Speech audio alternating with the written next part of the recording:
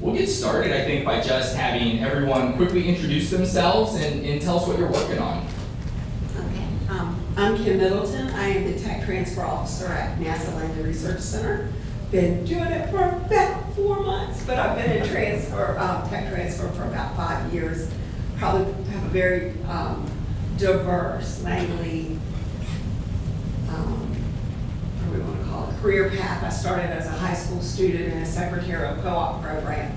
So NASA's given me a lot of really good opportunities, and I must say, tech transfer has been my most exciting job out there. The joke is I don't have any desire whatsoever to go to space, moon, Mars. I like it right here on Earth. It's really cool, but what's really cool when I started working in tech transfer was seeing the cool innovations and the really smart, brilliant people we have out there doing these things for space and how they relate right back here to Earth and how we're using them every day here at Earth for terrestrial purposes. So I love being in tech transfer. So I didn't introduce myself over there. I'm really sorry. For those of you who don't know me, my name is Marla Schuchman. I'm the Chief Innovation Officer at Jefferson Lab. I began working at Jefferson Lab just over a year ago, building a new office. Jefferson Lab had tech transfer efforts for a long time, but had not consolidated it into one centralized office. So the office that I run is called Research and Technology Partnerships. We handle not just tech transfer, but also strategic relationships, community, economic development, things like that. So a lot of the faces I know in this room, which is wonderful, and I'm really glad to be working on the other side of entrepreneurship. For years, I've worked with small businesses, startups, high-tech entrepreneurs who were looking to get off the ground, but didn't quite know how to do that first market push. And now I get to work even earlier and help imbue that sense of entrepreneurialism and innovation thinking into research, which I'm really excited about. Good morning, everyone. I'm Tim Ryan. I'm the director of REaKTOR and Start Wheel. REaKTOR, I've been in that position for about 4 months, and that is working with the city of Hampton in their high-tech space to try to really primarily work with NASA to try to leverage some of this technology, leverage that tech transfer, commercialize that. With the Start Wheel role, that has been celebrating and coordinating entrepreneurship in Hampton Roads. I've been doing that for 4 years. I've been in the startup space for a long time, 12, 13 years in the region. Seen a lot, watched it grow, watched it evolve, and it's great to see new faces, new ideas, open minds, and things are, I think we're turning a corner, which is really, really exciting. So I'm looking forward to the conversation. Great. Well, it sounds like we have such a breadth and depth of experience here with years and years and decades in entrepreneurship and technology realms, but every organization is a little bit different, right? Everyone has a different way of approaching things, different technologies that they're focused on. So I'm curious, and we'll start maybe with Marla, and we'll pop around so we're not always going right to left here. What does technology transfer or lab to market commercialization mean at Jefferson Lab, and what does it kind of manifest as? So something that's really interesting, which I didn't appreciate until I was at Jefferson Lab, is the length of time that a technology needs to mature in order to get from the lab out into the market. Previously, when I worked with startups, you would be spinning a consumer startup up in a matter of months. There's tools out there that allow you to do that. When you're talking about deep tech, when you're talking about something that involves a technology that's a component in an integrated system, you're really talking about 10, 15, 20 years before that technology gets out to industry and actually gets adopted and mass produced. So that was really, I guess I'll say, was an awakening for me. Jefferson Lab primarily, our research is basic science, fundamental understanding of the atomic structure, the internal workings of the atom. So the things that we do that come out of tech transfer is not necessarily our core research, but the systems and the tools that we build to enable that research. So those are the opportunities, the detector systems, the imaging, the processes, and all of that. So it's really exciting to work for that type of technology and understand how it goes from this invention disclosure, which is, we have an idea for something that we think is going to work outside of the lab, all the way 10, 15, 20 years later to actually seeing it be put into a licensing package for a startup. Tim, what about from your perspective, being in the industry so long, what's that, what does tech transfer look like on the entrepreneur side? And then we'll come back to Kim to talk about the NASA side. Yeah, at least, so I've been working with scrappy founders and scrappy startups for a long time, and we're just that. We're super scrappy, and we feel like we have to figure the way out. We just have to grind through it, and we don't really think. We're in the process of changing the mindset of we need this particular technology, or wouldn't it be awesome if we had this? And it's a matter of changing the mindsets to think, wow, maybe NASA has already done this, or maybe Jefferson Lab has already done this, and let's look to see if there's something available to license so that we can leverage and really skip a few steps because that work has already been done. And it's changing that mindset so that we look at that first. And we have a lot of work to do, but gosh, when I look at other areas or when I talk to other people from different locations, they all reflect or that they comment on the fact that we are so lucky to have all of the talent and all the research and so much right here in our backyard that we don't, quite honestly, we just don't leverage it the way that we should. So we're in the process of going through different patents or different opportunities and trying to break that down, boil that down to make it understandable, to see what that use case could be. I mean, the use cases in space seem like it's so far-fetched, but the use case, the perfect use case is with Dominion Energy, with the windmills, the wind power turbines that are going on offshore, where NASA had the technology to make their materials more aerodynamic and cut through the air. And then that is something that can be leveraged with the turbine blades to make that more aerodynamic, cut through air. Birds, poop doesn't stick to it, bugs don't stick to it, and it produces more energy. So I mean, like, it's changing that mindset to think, how can we use these things in a commercial aspect here? And it's right there, and it's ready, just waiting to be used. So changing that mindset is huge. And how you think about it, either the hard work has already been done inventing it, or the hard work is still to be done getting it to market. And sometimes that second stage is the hardest of the stages. But Kim, what does tech transfer look like at NASA? What are some of those pathways that an entrepreneur or researcher or the lab itself takes tech to market or puts it out there for folks to come look at and perhaps leverage in their own businesses? So I like what you said about you have to be scrappy, be a startup. Startups are one of the things we really want to focus on at NASA Langley. The easiest way to find our technologies is to go to our website, technology.nasa.gov. I work with too. So, and in that website, it lists every patented technology that NASA as an agency has. Don't ever limit yourself to Langley just because you're in our area, right? You can use everything from every agency. One of the things we look at when we decide what we're going to patent and make it, is it marketable? Is it something we feel like somebody's going to want to market? Does it have more than that space use, right? Because that's a smaller industry. So we spend a lot of time trying to evaluate that. And our staff is not highly technical, so we rely a lot on our researchers to tell us, hey, what do you think this could be used for? And what should we be looking at? What should we be Googling? And what does the industry look like in the future? We have Katrina Young's out in the audit, and she works with startups, trying to get startups up and running, and also our universities. We try to avoid, students to start looking entrepreneurially at some of these technologies as well. So probably one of my favorite stories, can I tell a story? Please. I might be jumping ahead, is we had a researcher out there who was working on something to make a plane more aerodynamic.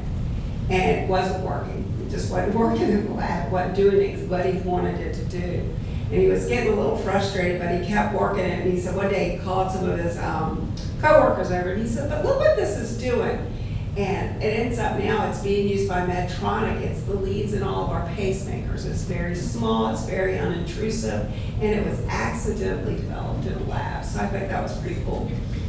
It's like the accidental entrepreneurs, Yeah, right? Like yeah, 3M yeah. finding sticky notes and Right, exactly. and whoever, right, Viagra coming about here in all the MBA courses, right? So kind of diving in a little bit more on that, what is involved in the technology transfer process? And feel free to speak specifically to NASA, JLab, or any other ones that you come across, but what is that typical roadmap look like? If an entrepreneur comes to you, let's say they've looked on technology.nasa or they've looked on JLab's tech transfer website and they've found something that might be appealing, whether it's a new business that they think they could start or a system that they might want to complement what they're already working on. What's involved in that process?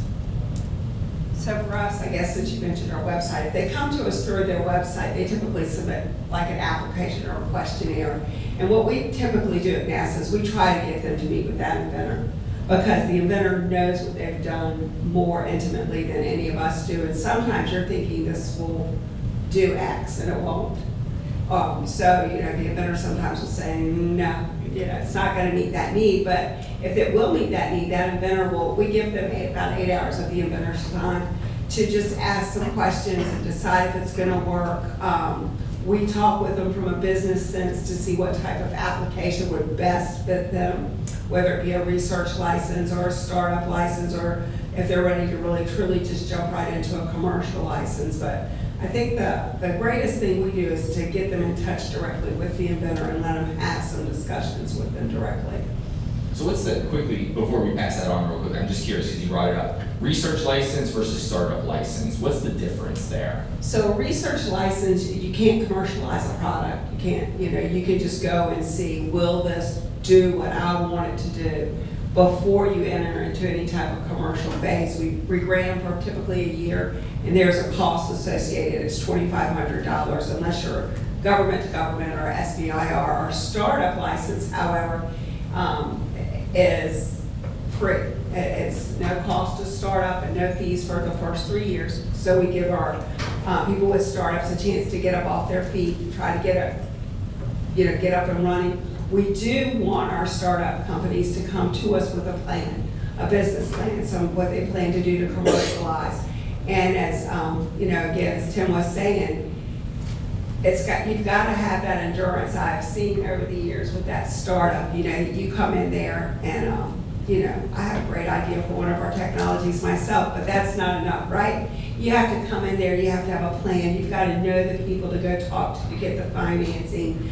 You have to do. We can't do any business work for you. We can't guide you to where to go to get financing, because that seems as a conflict of interest with us as a government to do that. But you know, there are a lot. One of our most successful startups, I've sat back and just watched him. He said, you know, I don't know how to do a startup. I knew nothing about business. On his own, he went to one of the business departments at one of the local universities and sat down with a professor there, and they worked very closely together. So we like our startups. We like to see you get commercialized. Again, we want you to meet with our inventor. We want your goals and objectives to be small and sound and achievable. That's another problem we have sometimes with our startups. They come in with a really high, I'm going to do X, Y, and Z. Well, let's do X. Let's do X, and let's make X really good. And we try to lead them down that path. So. That's great. Did you want to jump in on something? Yeah, and so this is why I'm optimistic for the future, because REaKTOR, we're there to help get you prepared. So the last thing we want is you to go forward talking to folks at NASA Langley, and then they have to turn around and say no. And so we will prepare you, get you ready to go so that you have the business case, you validate the things that you need to validate, you have everything in place so that you can then execute on your business. So this is just, it seems so common sense, but this is something that's being put in place right now, and I'm super optimistic for it. Marla, what about at JLab? What's that? Is it similar to what NASA's doing? Is it different, right? Different organizations, different kind of systems and infrastructure? So what's interesting about Jefferson Lab is it had been, like I said, it was kind of, there was different departments handling different aspects of tech transfer, and they weren't centralized. But what really struck me is this notion that you can't silo innovation to a department or to a type of function, a job function. Because really, it's going to take the whole spectrum of business acumen and scientific acumen to get a company off the ground or to get an idea, an invention really commercialized. So what we've focused on, at least over the last year, and I can't really say focus because we're doing so much just setting up the office, but what we've tried to start working through at the lab is educating our inventors on key business terms, key startup concepts, innovation concepts, business management functions, the lean startup method, for example, breaking down those concepts into really bite-sized manageable chunks that just introduce the language and the terminology to the inventors. And then on the flip side, we're doing events like this, we're doing more engagement with the community to teach people that, when you talk to a researcher, when you talk to an inventor, it's different than talking to, Joe with an app. That type of startup is a very different world than research commercialization. And so you have to be able to translate between these two worlds. And that's, I think, the function of tech transfer. It's really that translation from the research environment to the business environment, and how do we impart the right tools to the right people so that they can speak the same language. So there was the research license, startup license at NASA. Are there different license types at JLab, or what is that licensing process? So very specifically speaking, yes, the process of licensing at Jefferson Lab, we do have research licenses. We don't have necessarily a different startup versus regular license, but we have startup-friendly licenses. We'll do a license that has more friendly terms to a startup. And that's more handled like on a case-by-case, one-by-one. We're very individualized in our tech transfer approach. And part of the reason is that we just don't have the volume that some other places have for tech transfer, but because our portfolio is fairly large, we are trying to build that funnel, right, for the tech transfer opportunities. But yeah, so it starts very similar to NASA. If a company is interested, if they know the technology that we have, they'll fill out an application, they'll submit a business plan, we'll evaluate the business plan, we'll determine if if we think that they have a solid foundation for what they need to do, then we'll start a license negotiation process and then, come up with terms of license. Wish them well. So Tim, maybe you could weigh in on this, because we've heard the need for a business plan, right, from both of these organizations, and maybe entrepreneurs that have a little bit more experience under their belts, perhaps, is what they're looking for, or at least know kind of broad strokes or what it takes in a startup. From REaKTOR's perspective, or from your kind of expertise and background, how can an entrepreneur prepare themselves to approach a JLab or approach a NASA, and how can they use an organization like REaKTOR to get to that stage? Yeah, there's no simple answer to that, but when it comes to a founder standpoint, you really don't know what you don't know until you're in the space and you have those conversations. And then once you're in a space, you're surrounded by like-minded people, we sit down, we have the conversations, and we just go through everything in terms of what is the problem that you're trying to solve? What is the solution? How are we leveraging the solution? Who are we going to market this to? How are we going to monetize this? Does the financial plan, financial model work? There's so many things that you have to work through. And much to the city of Hampton's credit, in terms of how Startwheel is connected with REaKTOR, you now have access to the entire ecosystem across Hampton Roads, because we work with everybody. So if your next step is an accelerator, or if you need to talk to a university, anybody that you need to connect to, Startwheel has those connections in place. So it's just, once we get in there, we dive in, we start talking about what we need to talk about, discover what we need to discover, and then we roll up our sleeves and we get after it. One thing that before I forget that this time is flying by is a lot of the founders in this space are really, really technical in nature. And they're very good at that tech side, but they don't have the business side to it. So a lot of these founders, they're looking for a CEO to round out their business. So we need everybody in the community to be involved with this, because one of the strengths that a founder could have, once they realize and lean into the fact that I'm not the right person to be the spokesperson for this business, I need a business-minded person to run this. We have magic happening now, but a lot of these founders, they don't know where to turn to find who these CEOs are or who they need to be. We have somebody that's a REaKTOR graduate that they found as a CEO from Pittsburgh because they didn't have anywhere else, they didn't know where else to go, and that's just how it ended. So we can build this community here. It takes everyone to be involved.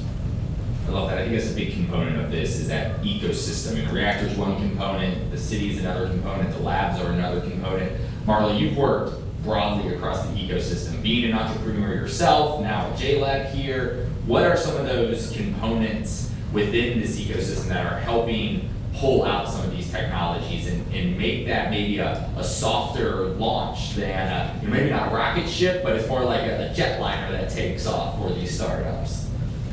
Yeah, so I'm really happy that Startwheel is now a part of REaKTOR, and REaKTOR is part of Startwheel.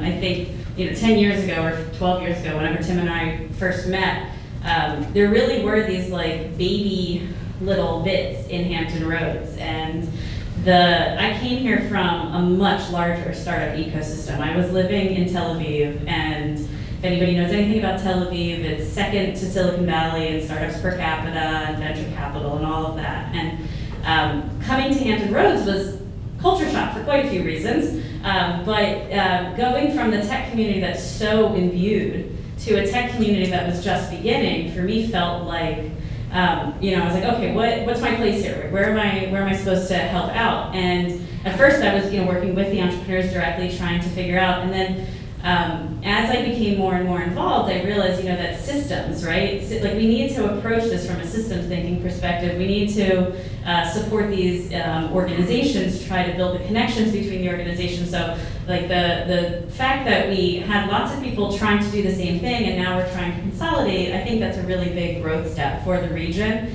Also recognizing where there are gaps. Hampton Roads loves a good study.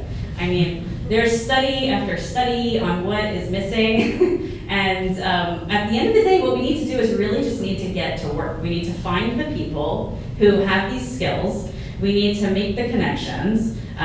We need to look outside of the region and bring people to the region. The tech entrepreneurs that are serial entrepreneurs who know how to talk to a scientist or know how to talk to a researcher and really understand the applications of their work. That's something that I think we are missing in the area. Despite having so many great technical minds, it is that piece that's, the tech person who understands business. And those people are rare, but we have to find them and we have to bring them more to the region. All of this panel has only actually been a setup for our next session, which is diving into the actual science and the technology and the commercialization during our market discovery event next. But Kim, NASA seems to be involved in all sorts of startup ecosystems across the country. When I was up in Syracuse, our big tech center and kind of incubator was started with NASA support, and clearly here there's been such strong NASA support. Where do you view NASA kind of fitting into that ecosystem? Is it simply as kind of the inventors and the researchers, and then they want to spin the technology out, or do you take kind of a more proactive approach to some of these, to the ecosystem? What do you think there? That's a loaded question. So in the past, I do think it was more just the inventors and the technologies, and hey, as a person out there, as y'all both alluded to, a technical-minded person coming in saying they can make a business out of it, realizing that there's more business than they know. I've noticed a huge trend in researchers getting their MBAs, and so I think there's a lot more growth there. But I think NASA now really does want to take a more proactive role you know, we're got a congressional mandate to make the technologies available. We want to do it, we want to make the fees reasonable, so we don't want to ever, you know, make it so that somebody can't use one of our technologies. And I'm not real sure that I'm answering your question because I am kind of new to it all, but like I said, we've started up the T2X program. I love that we've started the T2 University program where we're trying to encourage students that are in business to look at NASA technologies. And we also go in with use the research students sometimes and get them to think, how can we use our technology? So we've used research institutions, had them take one of our technologies. What kind of uses do you see for this? And then get them to think entrepreneurially about their technologies in their labs as well, which I think is really kind of a cool thing. And I think that's about the best answer I can give you right now. No, I think that was great. One of the things I really think will help in this area, and I don't mean to, and I can't really plug it, is we do need companies like REaKTOR to walk side by side with us. I know up in Ohio, they have a company Nottingham Spark, that just has made Ohio blossom. And I think the more we support a REaKTOR and an incubator to help us get going in our region will be, that's where we'll really see the successes start to happen. So you bring up a good point, and it kind of dovetails with the question earlier about licensing, is this fee structure. And I think there's always kind of a big question mark or fear, right? Everyone hears the horror stories of you know, tech transfer being so onerous and taking all the profits and whatever. What's the standard kind of fee structure actually look like? Is it a royalty? Is it upfront fees? You don't have to talk specifically. I'm just curious if you could shed some light on what that. And Marla, the same question to you next is what does that look like at JLab? So if you're doing a standard commercial license, you already know you're going to go forth in the market. We as the tech transfer business team, we assess that market as well, right? We go and we look at it. We kind of come up with a fee structure that other people in that area are going to use. So a commercial license, it's going to vary. It's very negotiable. We have a minimum royalty if you aren't, you know, making high royalty, the royalty percentages. Startup fees, again, we kind of look what's going on in this area. It's no standard. There really is no standard we use. We look at the technology, the market, the industry, and we try to come to a reasonable term with our licensing as well. So. And that doesn't kick in till the 3 years. With that startup license, you said there's kind of like a 3-year ramp up to that. And that's when the fees kind of kick in? That is true, yes. Okay. For a startup, for a regular commercial license, because some people don't want to risk, you know. So you can't have any type of exclusivity with us with a startup license. It has to be a non-exclusive license. And that's another problem for startups, because to get funding, they want some type of exclusivity. What they want to know, they have a bite in the market. So it's kind of a two-edged sport sometimes, I see, for the people trying to start the business. But so startups are non-exclusive.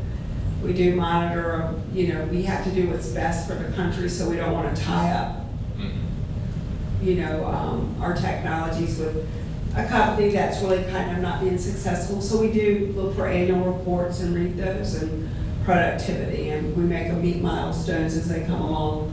Even with our startups, they have to meet those milestones to prove to us they're moving forward with what they've licensed from us.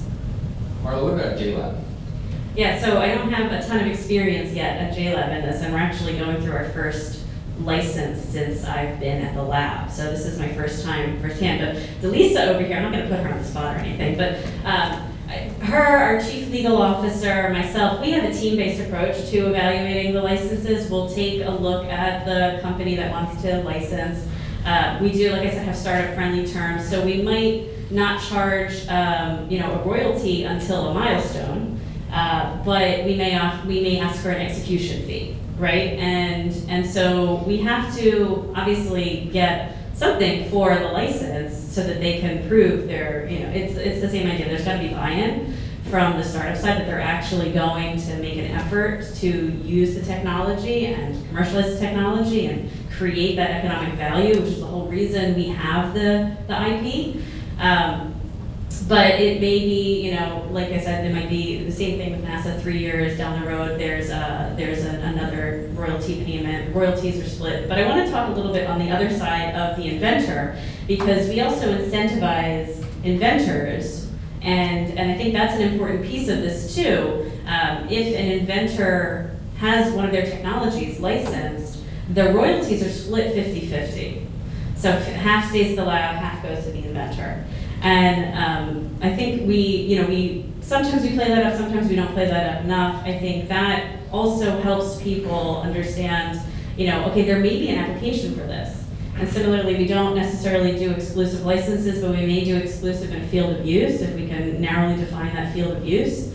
And that helps start up with that. If they're going on a fundraising round and they have to prove that they've got some defensible IP, well, here's, we can use this in this field of use based on our license. So. Tim, what about an entrepreneur that's having to account for maybe the non-exclusivity or some of these fees that'll come down the pipeline? Have you seen ways, maybe pushback from investors that they had to overcome, or just some ways that they could handle that?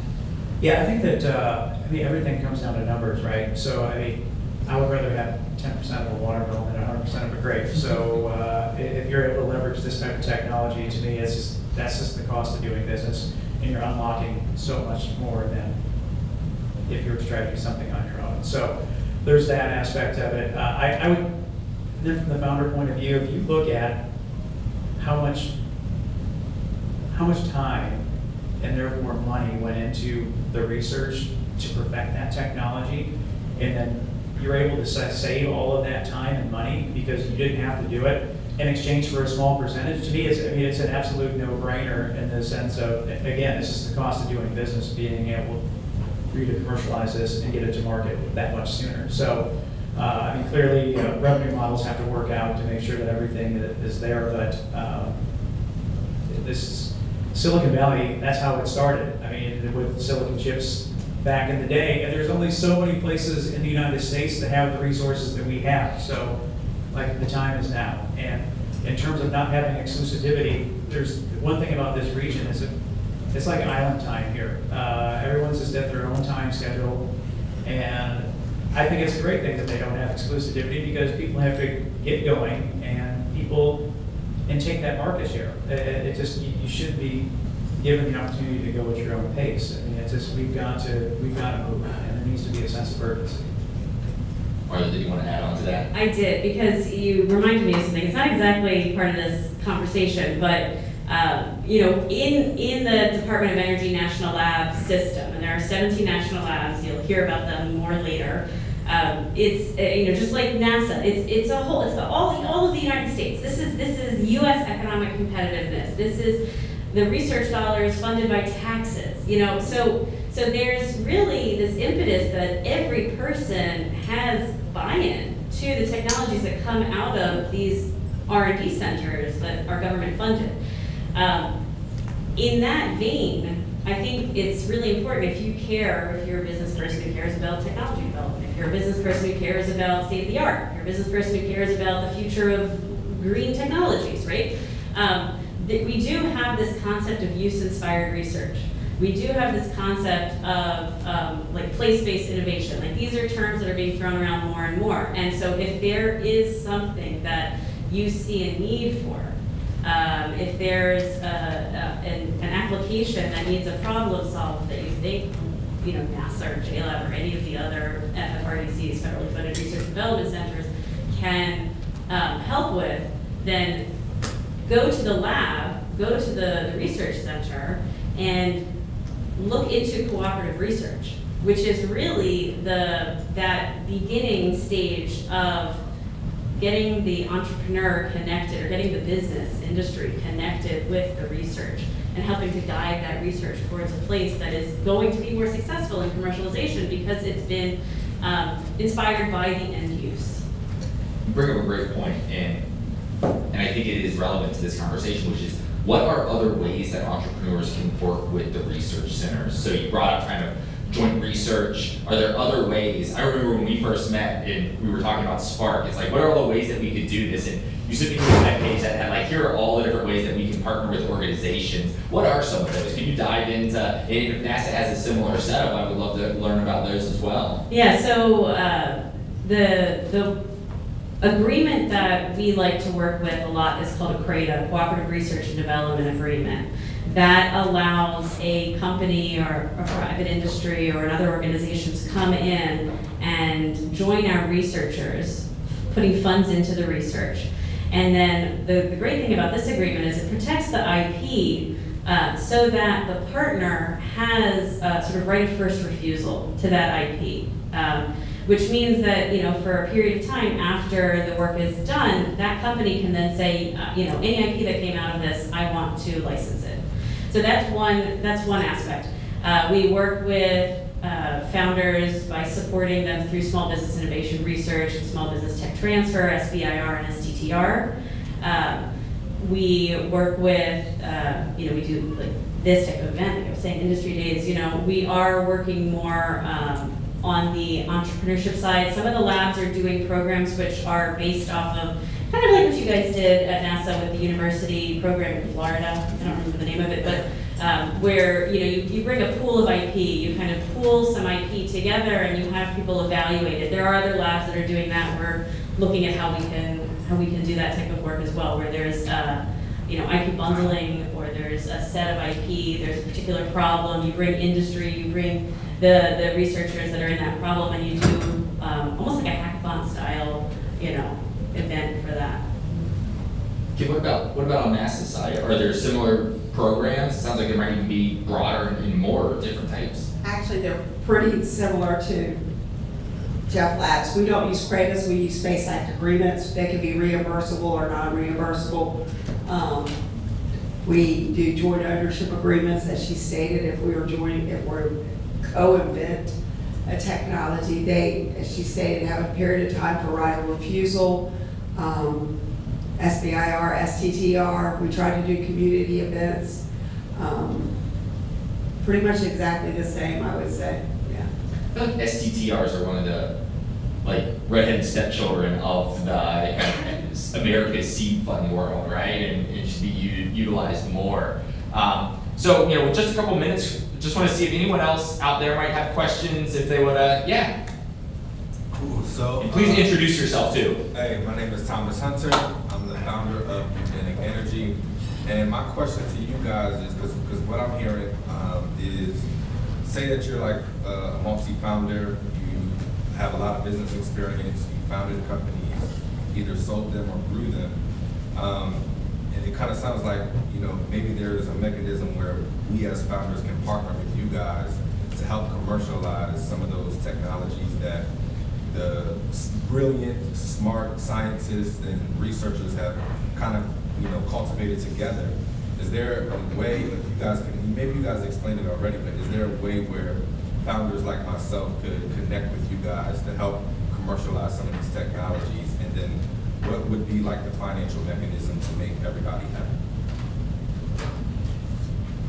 Yeah, so like what are the best ways? Early stage entrepreneur, maybe not a lot of capital on the line already. What's the best way for them to reach out? Just kind of contact either you directly or? Yeah, I was gonna say you could just contact our tech transfer office, our local tech transfer office at NASA Langley. You brought up a point with a business, and I'm again gonna feed off something Tim said. You know, we always gotta look at, you've gotta have a problem you wanna solve, and then you gotta look and see if our technology would probably help solve that.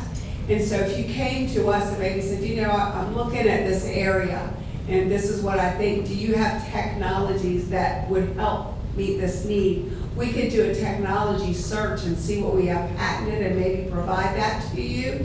And maybe, you know, work with, if you already have a business sense, you would probably know where to go. You would probably want to find a technical team to support you in that endeavor.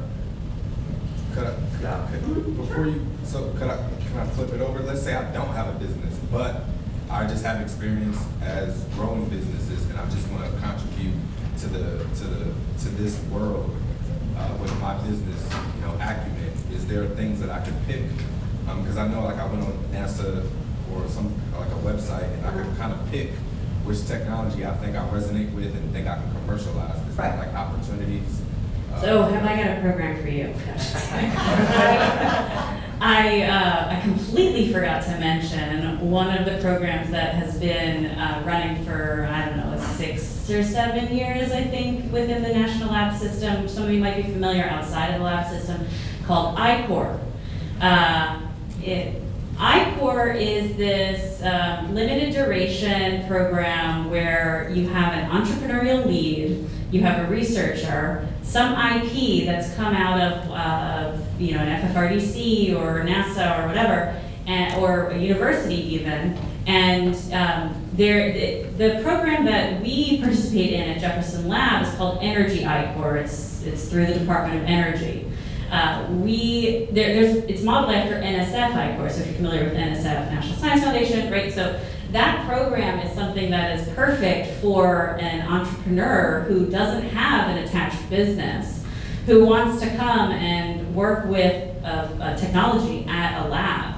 And in fact, we are looking for entrepreneurial leads to help our inventors go through this program together. So yeah, David Perkins is over there. He's going to be your guy, because he is our business portfolio development associate. So he wants to connect our technologies with the entrepreneurial community, with the startups. Something that we have to do better, really, is advertise the mechanisms that companies can work with us. So we're just getting started on this aspect and figuring out which of our technologies, which of our researchers are ready to go into that program. It is sort of a mindset shift that has to happen at the lab, which is what we're working on right now, to get a researcher to say, yes, it's worth taking 20 hours a week for however many weeks of the program to go through this businessy type course. That's a challenge. We have to work on that internally at the lab to help motivate Jefferson Lab people to go through that. But that is the perfect way to involve yourself. I think I saw one more hand. Yeah. So I'm curious, I'm CJ Spady with Faraday Advisors. I'm curious, just because of things I've heard in the marketplace, does NASA and maybe JLabs too, do you benchmark against other technology licensing organizations like Stanford Research Institute out in California, highly successful in licensing, tech transfer and all over the years? Do you guys ever look at what has been done by other organizations to figure out how to craft good commercialization licensing deals? I'm going to say no. Again, I've only been doing it for 4 months, really, as the lead. So I'm going to say no, we have not. That's a great idea, and I'm going to take note of that. So one of the benefits, again, going back to this national lab system, is that even though we're setting up a new-ish office at Jefferson Lab, we can take advantage of the knowledge and expertise from the labs that have so many more transactions than we do. So we have been part of mentee-mentor relationships at other labs. We are going to tech transfer, professionals meetings, and we're really trying to understand what are the best practices out there, what are the benchmarks, how can we measure up. Again, because we're basic science, it's very hard to measure with an organization that's applied research or applied science. But within the national lab system, we do have lots of conversations on, hey, how do you go out and find the licensing? There's even something called a licensing forum internally that we have, where they talk about terms of licenses and when to use certain terms of licenses. And so there's a wealth of information that all the labs have, and I'm really happy that we get to go and play with the other labs, so that it's not just Jefferson Lab operating in a bubble in Hampton Roads with limited sort of experience in this space, but it really takes advantage of the whole system. Well, I think that has time for this session. Kim and Marla and Tim will be around throughout the day. Home base for Marla over here, but I'm really excited. So we're going to take a short 15-minute break, and then our next session is doing exactly what we just talked about. We're going to have 2 researchers from NASA and a researcher from JLab present on their technologies. short 10-minute presentations per technology, and then you're going to get to go to the researcher or the technology that you're kind of most interested in, or maybe have the most to add to it, and then you're going to get to workshop that for 45 minutes using the value proposition canvas and the business model canvas. And then we're going to reconvene back in here and actually present on kind of what we did in that workshop period. And we're going to be walking around helping facilitate. You're more than welcome to kind of pop around to the different groups. But we have this set up as the next piece is this market discovery event, which I have to say comes out of some work that Marla has implemented here in her invention discovery or innovation discovery events, which are a great way of just helping those researchers, right? Helping think about where the market opportunity is. So grab some food, grab some snacks and some drinks. We'll be back in here at 10:15 or so, and we'll jump into the next session. So thank you all so much.